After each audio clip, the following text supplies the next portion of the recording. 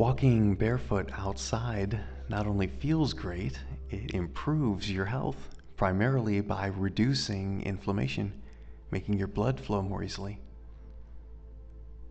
Emotional connection and physical touch, like hugging, is also an important part of health. Laughter also has numerous health benefits that can even strengthen your immune system. Breathing deeply through your nose is energizing and helps your body get the oxygen it needs. We stay spiritually grounded by consuming good spiritual food, like the other videos we offer. Physical touch, first, triggers the pituitary gland to release oxytocin, a neuropeptide. Primarily, it soothes the stress response by counteracting cortisol, a hormone released in response to stress, and lowering blood pressure. Oxytocin also lessens the increase in heart rate that typically follows a stressful event. Oxytocin has been found to reduce people's cravings for drugs, alcohol, and even sweets. It helps to reduce excessive inflammation and promotes wound healing. Emotionally, it helps you feel bonded to another person, which keeps feelings of isolation, loneliness, and detachment at bay. It is mainly the reason why pet owners recover more quickly from illness, and why married people have usually lived longer than single people, and why support groups are so effective for people with chronic diseases and addictions. The benefits of oxytocin that we are already aware of are plenty powerful, but there are likely just as many that are still to be uncovered. For your emotional and physical health, make good relationships a priority, no matter what stage of life you're in. It's an important ingredient of both emotional and physical health. One of the simplest ways to raise your levels of oxytocin and receive its stress-reducing and soul-soothing benefits is simply to hug more. Longer hugs, at least 20 seconds, appear to be better at significantly improving oxytocin levels, but any hug of any duration between two willing huggers is better than no hugs at all. Hug your friends when you see them. Snuggle up to your mate. Give hugs to your children. Or if you struggle with human relationships, spend some time with animals. Keeping a positive outlook and finding ways to stay hopeful and lighthearted are invaluable parts of our journey to full wholeness and healing. And one of the best ways to do both is to laugh. Laughter can be thought of as a vigorous workout for your body. In fact, researchers at the University of Maryland found that it promotes vasodilation, the ability of the blood vessels to expand along with a 15-minute bout of exercise. This makes laughter great for your health, as poor vasodilation is a risk factor for heart attack and stroke. Other studies have found that laughter raises levels of endorphins, the feel-good hormones that boost mood and reduce pain. And Japanese researchers found that type 2 diabetics who watch a funny show while eating a meal had significantly smaller spikes in blood sugar than those who listened to a boring lecture.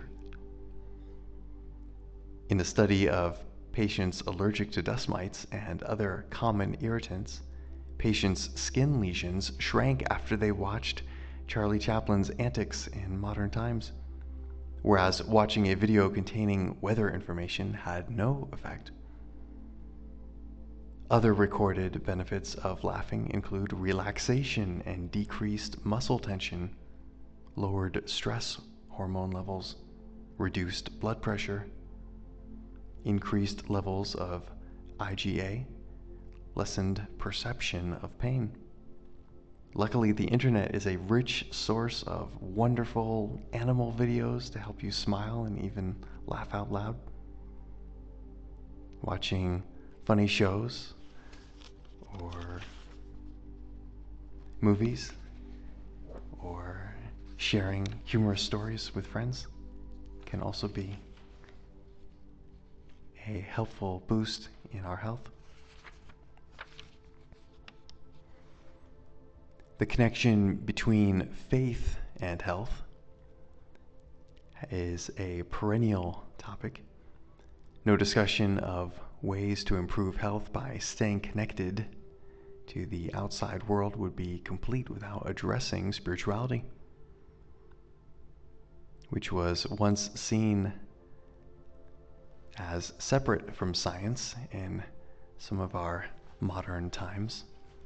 But researchers are now heralding it as a powerful health tool, even the source of health. Prayer will certainly become a bigger focus in the medical community in the 21st century.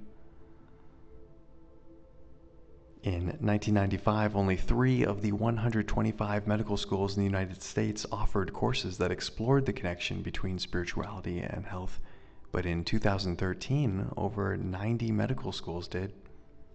Science is beginning to catch on to the powerful intersection of spirituality, the mind, and medicine, 3 realms that ancient cultures revered as inseparable.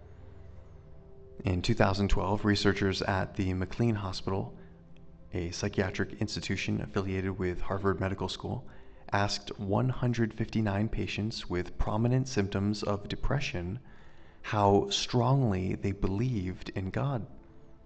The patient's symptoms were assessed when admitted and again upon release from the program.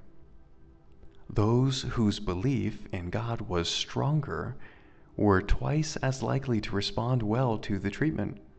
They experienced significantly better outcomes such as lessened depression, reduced self-harm, increased psychological well-being, peace of mind, ability to have fun, general satisfaction. Numerous studies have also found that subjects who either attended worship services regularly or enjoyed a relationship with God live longer and make better health choices. Advice on how to strengthen your connection to the higher power can be found in many of our other videos at Chaplain Online 1 on all platforms.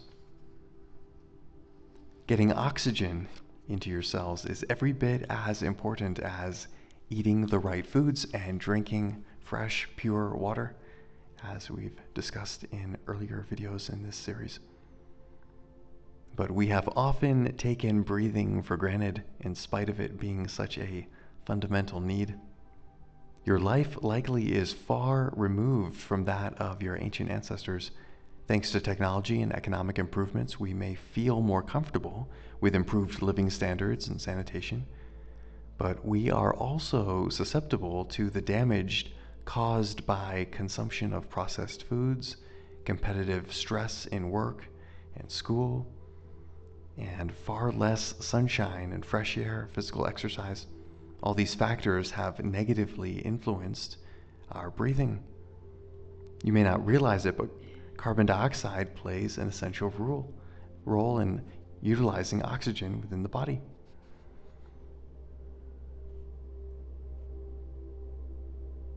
The first step to radically improving our breathing and our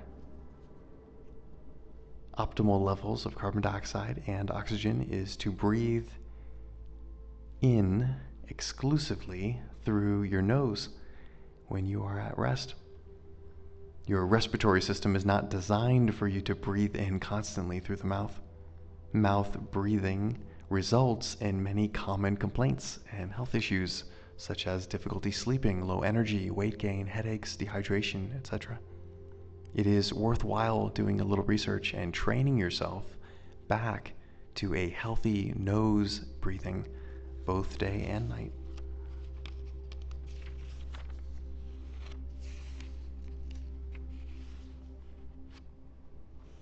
A 2012 review of the research on the health benefits of connecting the human body to the ground, which is known by the terms grounding or earthing, published in the Journal of Environmental and Public Health, found that grounding has been shown to improve quality of sleep and feelings of restfulness upon waking, significantly reduce muscle stiffness and chronic pain, regulate the secretion of cortisol, a stress hormone, so that it adheres to a typical cycle of peaking in the morning to help you wake up and dipping lowest at midnight to promote more restful sleep, regulating blood sugar levels and appetite and contributing to weight control. Grounding has also been found to help with balance on the autonomic nervous system by stimulating the parasympathetic nervous system, which rules the rest and digest functions of the body, and quieting the sympathetic nervous system, which cues the fight or flight response. Grounding also reduces the severity of the inflammation response after intense workouts, can raise heart rate variability, your heart's ability to respond to stimuli and alter its pace of its beating. Anytime you improve heart rate variability, you shift into health mode as opposed to disease mode. Grounding or earthing by touching your skin on the ground can also thin your blood by imparting your red blood cells with a stronger negative electrical charge on their surface, improving their ability to repel each other and to flow through the tiny capillaries. This is incredibly valuable as virtually every aspect of cardiovascular disease has been correlated with thicker, slow-flowing blood. This blood thinning effect is so profound that if you are taking a blood thinner, you really ought to consult your doctor before you start grounding regularly and monitor your medication dosage carefully. Your doctor may be able to adjust it. How can something so simple as touching the ground with bare skin have such profound health benefits? Engaging in activities that intrinsically feel good are often good for our health, like the feeling of the afternoon sun warming your bare skin. Walking barefoot outside with the soles of your feet free to mesh with the surface of the earth is one such case. It creates a direct connection between your body and the earth, which is not only a simple pleasure, but can serve to actually make us healthier. Like getting regular sun exposure, walking barefoot outside is an underappreciated, simple foundational practice that many are beginning to reclaim after spending generations on rubber-soled shoes and boots for much of our lives, insulating us and preventing us from making the healthy electrical connection with the earth that our ancestors so enjoyed and appreciated. We are bioelectrical beings in which tens of trillions of cells constantly transmit and receive energy as they govern every action you take, every physiological function you perform, and every thought you create. All your movements, behaviors, and actions are energized by electricity. You are, in fact, a conductor of electricity. Your body's made up primarily of water, after all, in which a variety of charged ions called electrolytes are dissolved. The Earth is also an electrical entity, charged with a virtually limitless supply of electrons that come from lightning. It is essentially a supercharged battery overflowing with electrons. When you, a bioelectrical being, directly touch the earth with bare skin, making contact between the ground and your body, which is an excellent conductor of electricity, you improve the conditions for your body to heal itself and regenerate cells. And the most effortless way to make this connection is to walk barefoot outside, or even just touching dirt or sand or rock or even water that is touching the ground. You really start to see benefits such as stress reduction, lessened pain after spending 30 minutes in direct connection to the ground. But any amount of time is better than none at all. The more compromised your health is, the more time you should spend grounding or earthing. You have multiple options for directly connecting to the healing energy of the earth.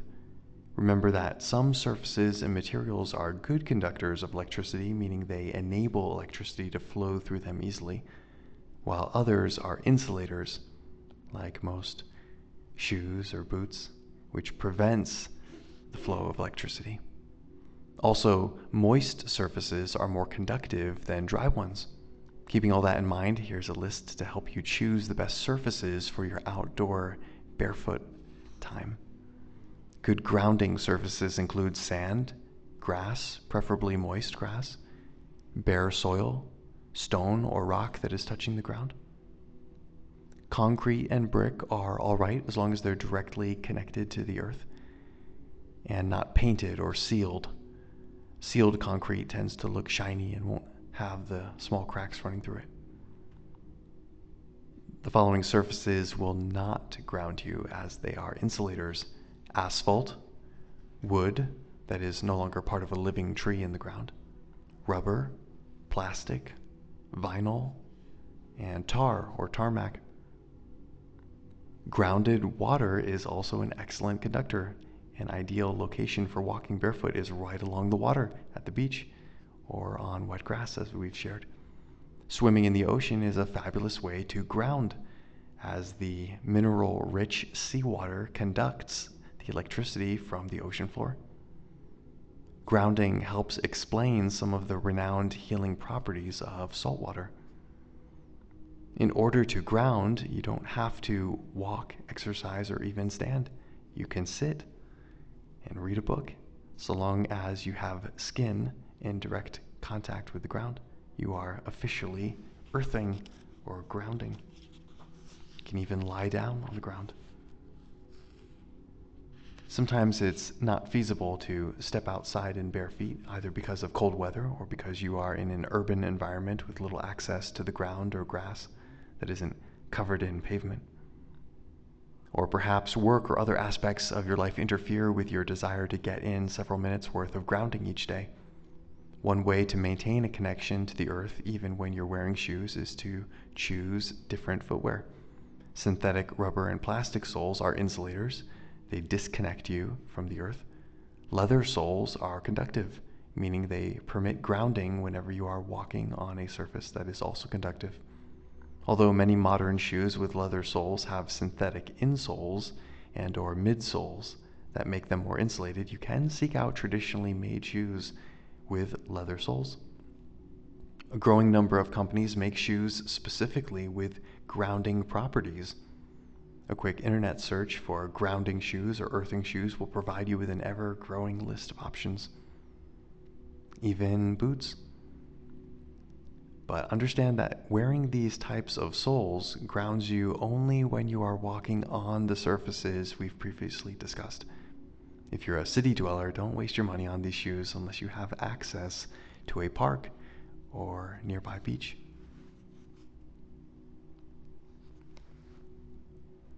If you still find it difficult to connect with the ground due to your climate or environment, you can invest in high-quality grounding mats or sheets or blankets, pillowcases, etc. that you can stand or sit on or even sleep on that plug into an outlet in the wall and use the grounding wire provided in most homes and businesses. Great for the workplace or for our beds where we spend a third of our lives. Grounding is an incredible and completely natural way to promote health, one that is available to you at virtually all times for no or very little cost. A gift from God that many of us in modern times are just now beginning to understand and reclaim.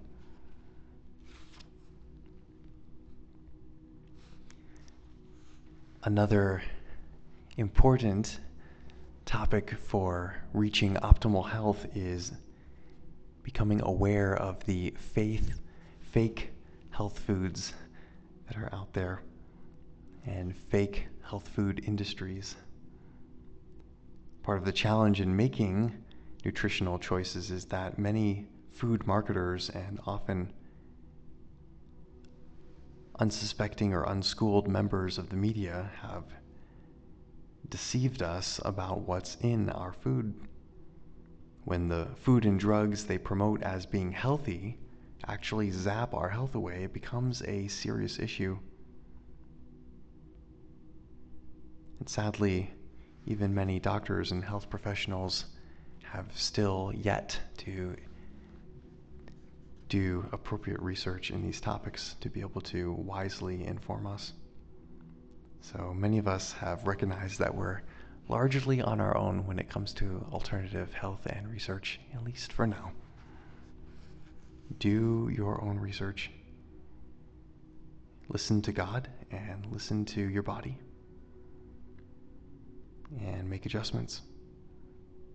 Just because the TV or a doctor tells you that a food or a drink or a drug is healthy, it is not a guarantee that that is a true statement.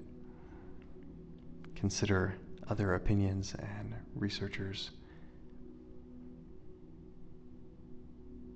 By constantly introducing harmful toxins, chemicals, antibiotics, medications, hormones, etc., into your body via the food and medications you receive, you hinder your body's ability to heal itself.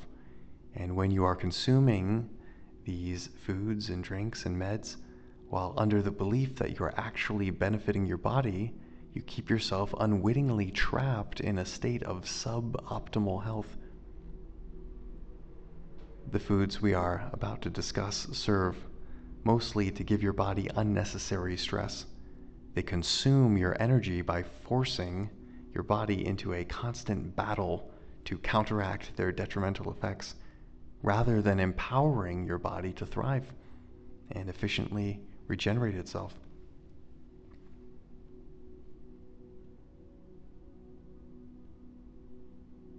We will here review some fake health foods that have made a lot of money for the vendors and a lot of health problems for the consumers. This is not an exhaustive list, and sadly there will most likely be more coming on the market in the future as well. So do your due diligence. Consider Denise, a mother of 2 children. As she approached 40, she was 30 pounds over her ideal weight, and her blood pressure was creeping up as well. Denise had a master's degree in nutrition and had held fast to a low-fat, high-fiber diet, heavy on whole grains for nearly 20 years, just as many of us had been taught back with the deceptive old food pyramid diagram that suggested 6 or more servings of grains every day in the base, the largest portion of the food pyramid. Every few months, Denise would try to escape the excess weight and embark on a diet regimen of eating 1,200 calories a day and doing cardio for 5 to 6 hours a week, only to feel hungry, grumpy, and still as heavy as ever. However, despite the failure, she refused to accept the culturally approved idea that being overweight was just the way it is for a 40-something woman. After listening to us, she decided to give up her toast at breakfast and the sandwich at lunch and replace those grains with high-quality fat, an egg with raw cheese for breakfast, a handful of nuts for a snack, and some greens with plenty of high-quality olive oil as a dressing for lunch. And the weight started to melt off. After 2.5 years of eating low to no grain and low to no starchy carbs, Denise had lost and kept off 35 pounds. Her blood pressure is normal, and her triglyceride levels are well within healthy ranges. Perhaps best of all, Denise has been inspired to start using that master's degree to counsel patients on healthy eating with a low carb, low grain twist. The reason across the board recommendation to eat more whole grains is unwise is that so many people struggle with insulin resistance. You see, even quote unquote healthy whole grains are still starchy carbohydrates, which cause a rise in blood sugar that then triggers the release of insulin in the body. The role of insulin is to help drive sugar from your bloodstream into your cells where it can be used for energy. Almost like a door-to-door sugar salesman for your cells. But your cells have a limited capacity to use and store sugar. So when you regularly eat excessive sugar and carbohydrates, the excess sugar gradually builds up in your blood.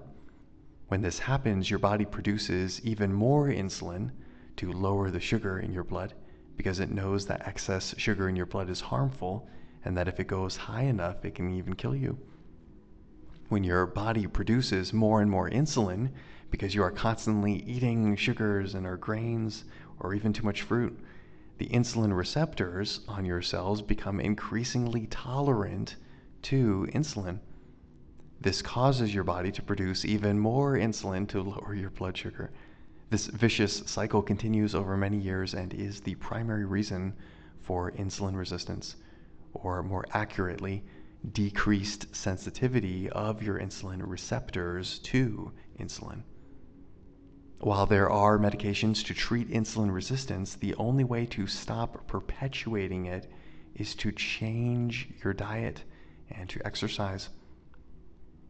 Many physicians are seriously confused about this fact and give insulin to type 2 diabetics to lower their blood sugar without making sufficient changes to what they eat and drink and how they exercise.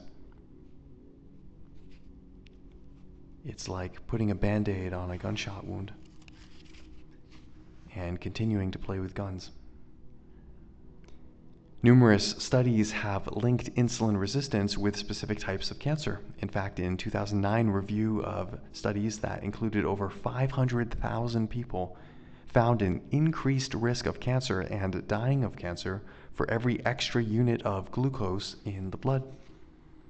If you have the signs of insulin resistance, then eating grains, yes, even organic whole grains, can actually worsen your health and lead to obesity, which is in itself a predictor of chronic disease. The link between sugars, grains, and even excess fruit and your weight is this. Insulin is essentially a storage hormone evolved to put aside excess carbohydrate calories in the form of fat in case of future famine. So as your body requires more and more insulin to process excessive carbohydrates, it receives more and more signals to store fat. If you eat grains 3 times a day, even if those grains are from so-called superfoods such as brown rice, your body is getting 3 distinct orders to shuttle those calories into fat cells every day. And it gets worse. Insulin resistance also signals your body not to burn any stored fat. This makes it exceedingly difficult for you to use your own stored body fat for energy. So when you are insulin resistant, the excess carbohydrates in your diet not only make you fat, they make you stay fat, and it can be lethal. It's important to note that you can have insulin resistance even if you are not overweight, though, as well. Cancer, heart disease, and strokes are also common indicators of the excessive consumption of sugars and grains.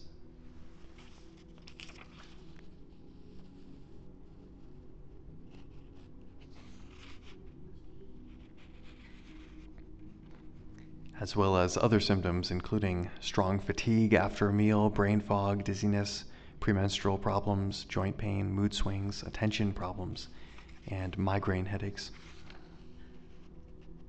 For grain substitutes, cauliflower, coconut, and sweet potatoes can be used as acceptable alternatives, even made into flour.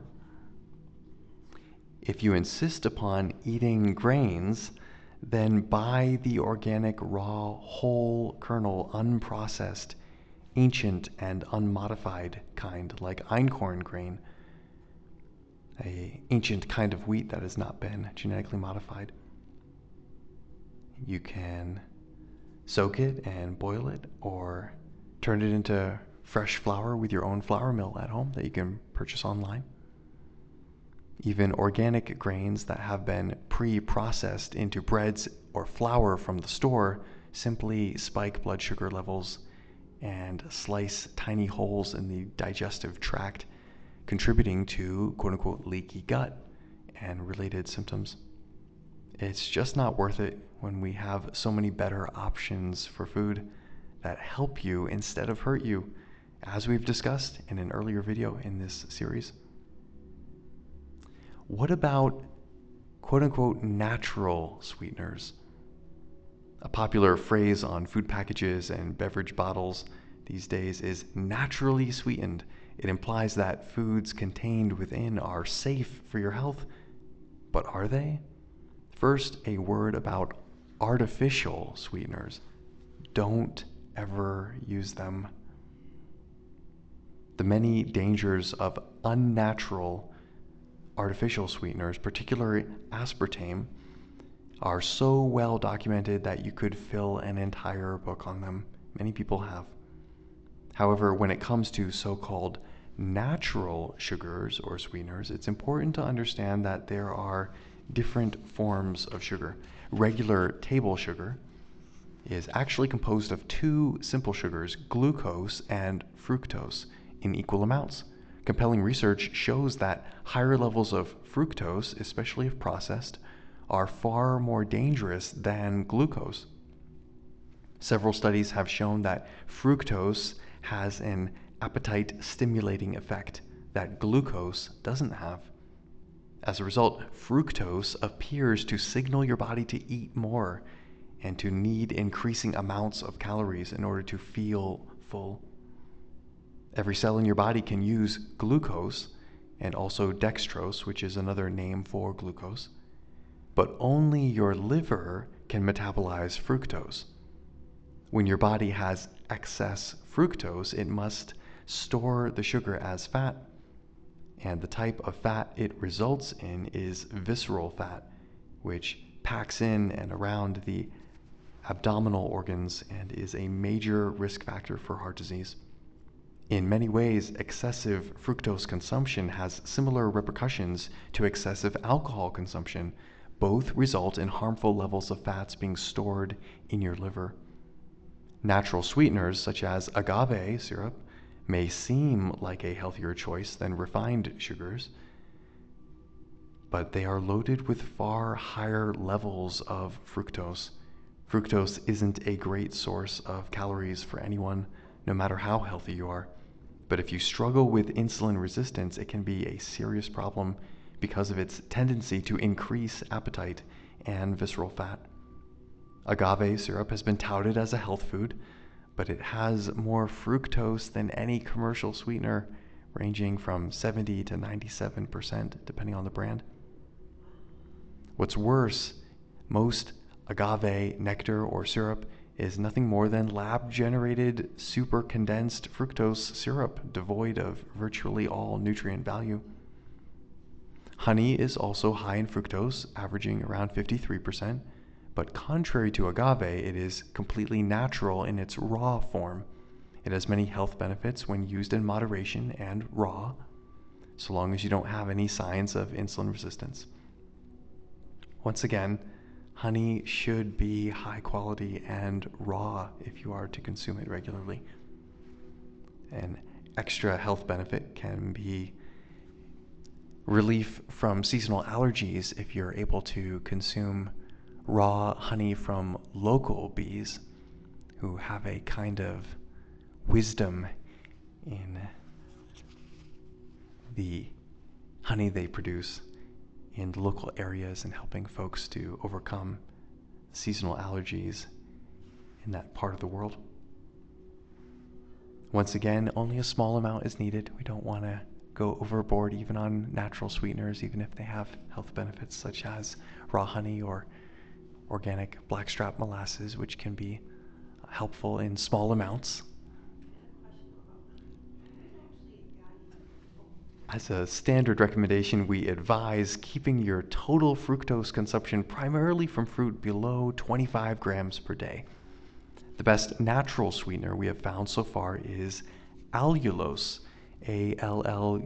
allulose, which not only prevents blood sugar spikes and tastes sweet like sugar, but also provides a good source of food for your beneficial bacteria in your gut, as we've discussed in previous videos in this series. Allulose does not raise your blood sugar levels, but it can be used as a sugar substitute in beverages or baked goods, wherever you would use sugar. You can find non-genetically modified versions if you just look for the non-GMO seal, and there are even some organic versions coming on the market as well that we highly recommend as the best natural sweetener out there that won't negatively affect your blood sugar levels and insulin resistance. Monk fruit is also an acceptable healthy sweetener, as well as stevia extract if you can find the pure whole leaf version without the sugar alcohols added in, as some companies have done. Xylitol is alright in small amounts, but it is best used for swishing around in your mouth after meals and then spitting out rather than swallowing. This practice helps with overall dental health and cavity prevention. Xylitol is one of the sugar alcohols. Another extra note on dental health and cavity prevention is that swishing with organic wheatgrass powder for 10 minutes after meals can also be really helpful in remineralizing, strengthening your teeth and enamel. Contrary to popular opinion, enamel can be restored, but it does require a nutrient-dense diet with healthy foods and proper attention to our teeth.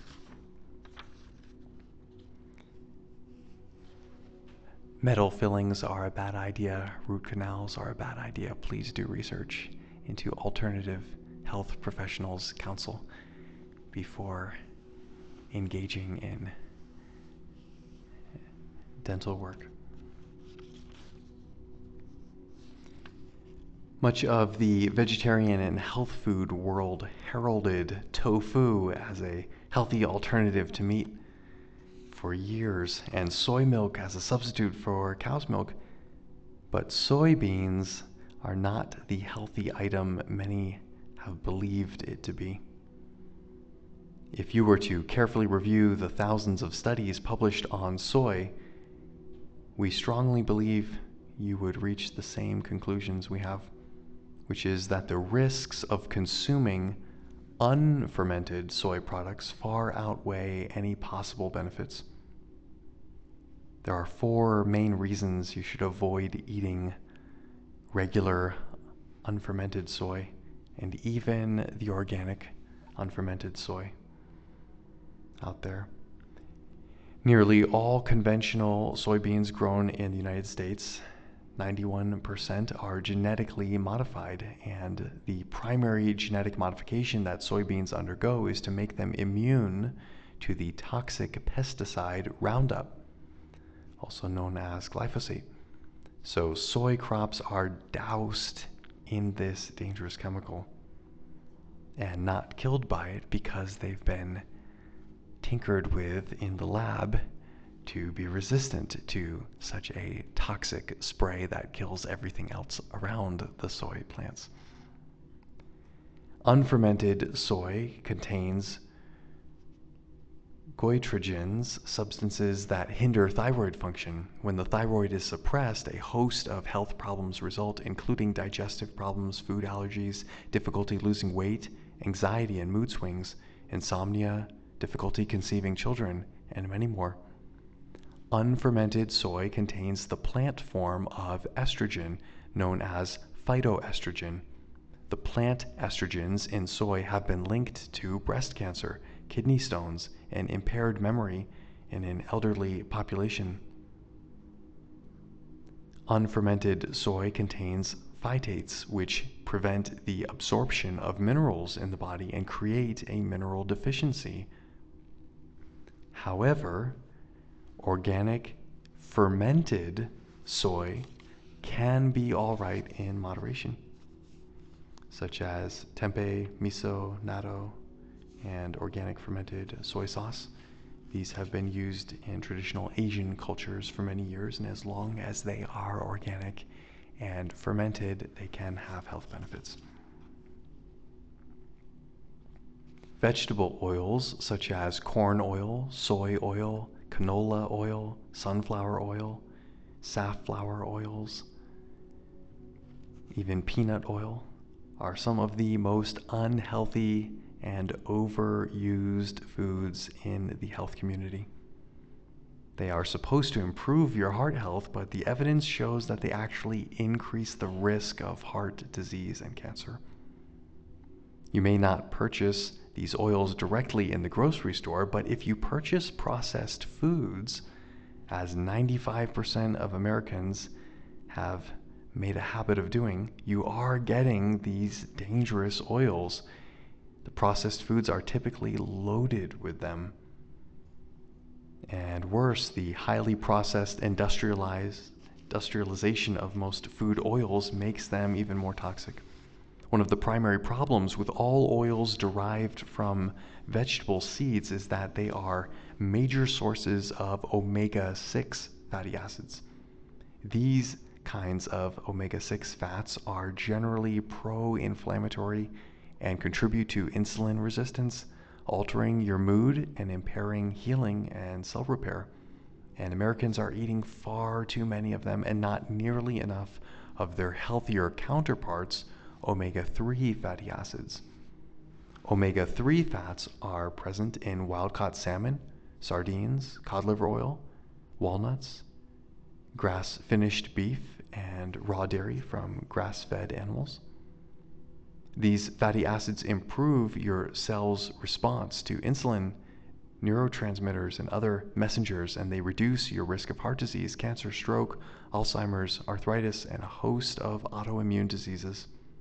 The ideal ratio of omega-3 to omega-6 fats likely ranges from 1:1 or 1:5, but the typical Western diet has fallen to the level of omega-3 to omega-6 ratios of 1:20 or even as much as 1:50.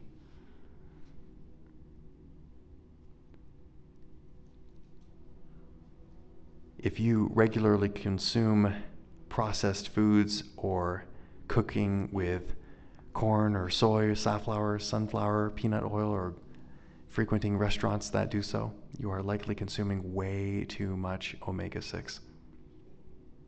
We would be wise to avoid all processed vegetable oils and replace them with organic olive oil or even coconut oil as a regular staple in your diet.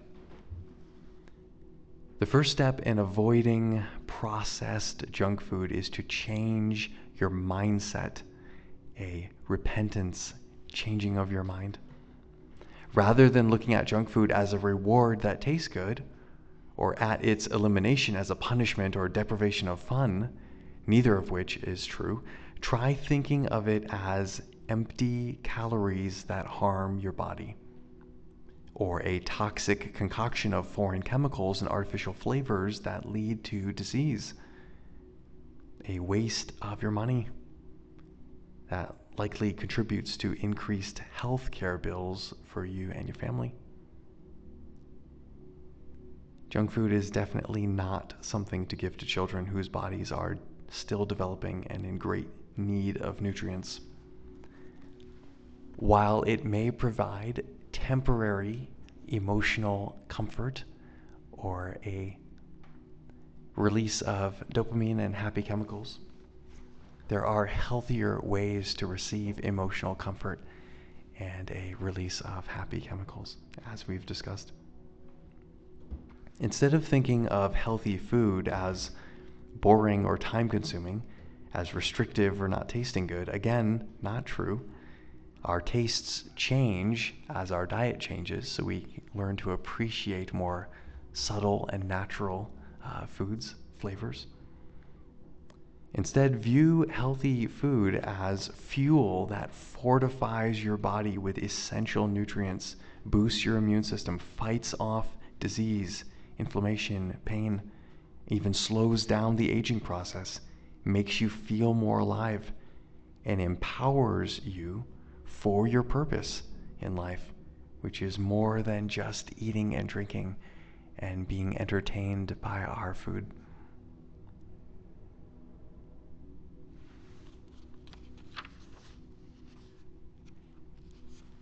God sent each one of us to earth for a good reason, for good plans. He created food to be enjoyed, but also to strengthen us for the good plans that He has for our life. And if we want to find emotional satisfaction and deep fulfillment in this life, we can do so only by listening to Jesus Christ. And we encourage you to do that with our other videos. For the past 70 years, conventional medical authorities have warned you to avoid saturated fat.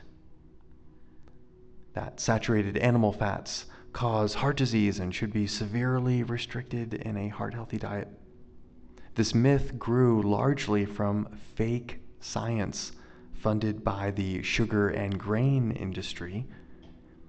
If you follow the money, the motivation revealed is much more about wealth for the few at the expense of health for the many. Much like the pharmaceutical industrial complex pushing drugs and shots, even though they are UNSAFE and INEFFECTIVE. Please excuse the spelling out of those keywords because YouTube banned other videos we created for simply saying those words in regards to modern medical treatments. Sadly, the censorship and banning of controversial information, even though it improves health, is still a regular policy in many of our nations. Back to saturated fats.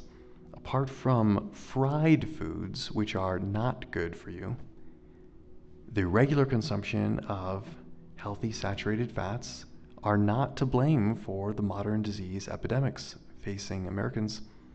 On the contrary, they are incredibly healthy, nourishing all natural fats that humans have been thriving on for generations.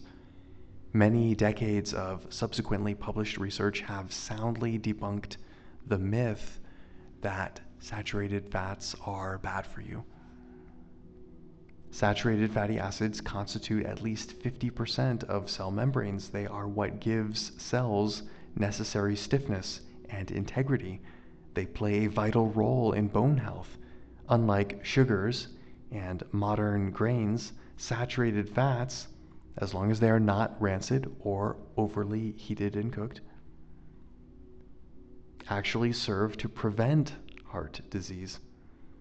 They protect your liver from alcohol and other toxins, such as Tylenol and various painkillers, and they enhance your immune system.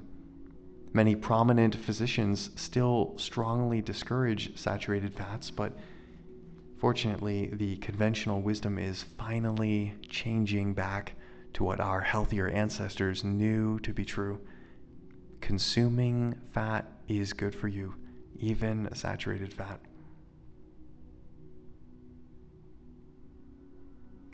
Fish are commonly positioned as a health food, and an increasingly popular one at that. In the 1970s, the average person ate 25 pounds of fish per year. It has now reached 42 pounds per person and is expected to keep rising. By comparison, global beef consumption is at less than 20 pounds per person annually.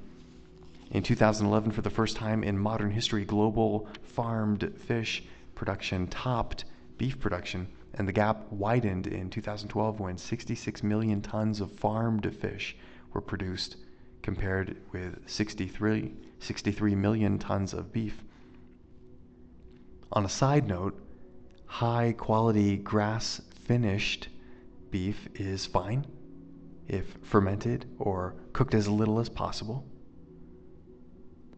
It is true that fish used to be one of the healthiest foods you could eat, but thanks to poor policies, most seafood now is contaminated with heavy metals like mercury and chemicals like dioxin and PCBs, forever chemicals from non-stick cooking utensils and pans, etc. These eventually found their way into the ocean due to climate engineering and weather warfare, to modern consumers' desire to buy toxic items and industrial pollution, especially from nations such as China and India, who have the largest pollution problems in the world and the least strict regulations. Mercury is a potent neurotoxin that also damages kidneys and lungs. About 75% of human exposure to mercury has been from eating poisoned seafood and fish. Contaminated Pacific tuna alone accounts for 40% of the exposure. Since fish are higher up the food chain than smaller marine animals, they tend to bioaccumulate and concentrate these types of toxins at much higher levels than are present in the water. Larger fish like tuna and swordfish, which live longer, can weigh several hundred pounds, tend to have far more mercury. Smaller fish like sardines are lower on the food chain and tend to have far lower levels of mercury. Even the conservative EPA advises women to avoid fish particularly high in mercury like tuna when they are pregnant. It is safe to assume that their recommendation needs to be extended to all who wish to remain healthy. In the vast majority of cases, farmed fish is not a better option than wild. Sadly, farm-raised fish have similar levels of mercury and other contaminants. In addition, they are typically fed loads of genetically modified and pesticide-laden soy and grains, which makes farmed fish unfit for human consumption.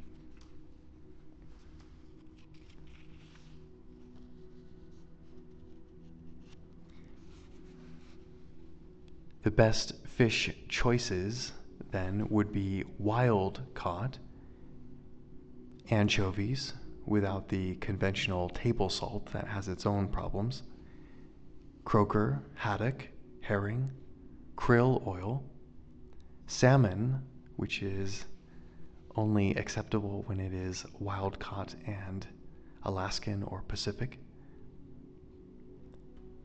sardines, and summer flounder.